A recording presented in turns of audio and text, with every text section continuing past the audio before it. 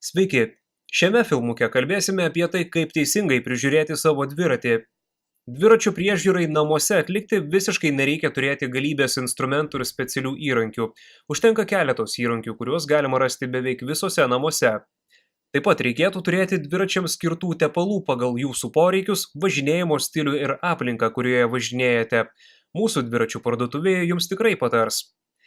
Vienas sudėtingiausių ir labiausiai apkrautų dviračio mazgų yra grandinė su žvaigždutėmis, todėl ypatingai svarbu tinkamai ją tepti ir prižiūrėti, ir tam populiarusis WD-40 netinka. WD-40 nėra tepalas ir grandinės tarnavimą gali tik pabloginti. Grandiniai skirti tepalai skirstomi pagal važinėjimo paskirtį. Pavyzdžiui, jeigu dažnai važiuojate bekelę, smėliuotomis vietovėmis, reikia rinktis tepalą, kuris nerinks dulkių ir smėlio. Prieš dedant tepalą ant bet kurios detalės visada reikia nuvalyti paviršius. Grandiniai valyti galima nusipirkti specialų įrankį, tačiau namų sąlygomis pakanka skudurėlio, o pasitelkus fantaziją galima naudoti dantų šepetėlį, teptuką ar panašiai.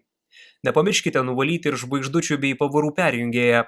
Tada tepkite grandinę užlašindami po lašą tepalo ant kiekvieno narelio sukdami pedalus atgal. Sutepus labai svarbu grandinę vėl nuvalyti pašalinant tepalo perteklių, nes to nepadarius tepalas pritrauks daug dulkių ir purvo.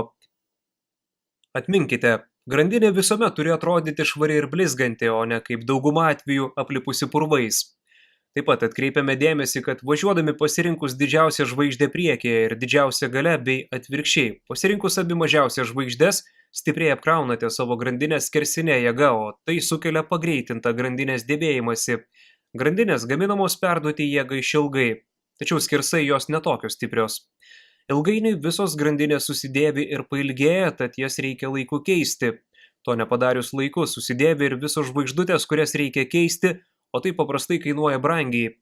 Grandinės valymas nuo purvo ir sutepimas gali ženkliai prailginti jos tarnavimo laiką. Pasitikrinti, ar dar nelaikas keisti jūsų grandinę, galite pas dviračių meistrą. Gali nuskambėti juokingai, tačiau aš mėgstu padėkoti savo dviračiui jį kruopščiai nuvalydamas bent kartą per mėnesį arba iškart po pasivažinėjimo prastu oru ar bekele.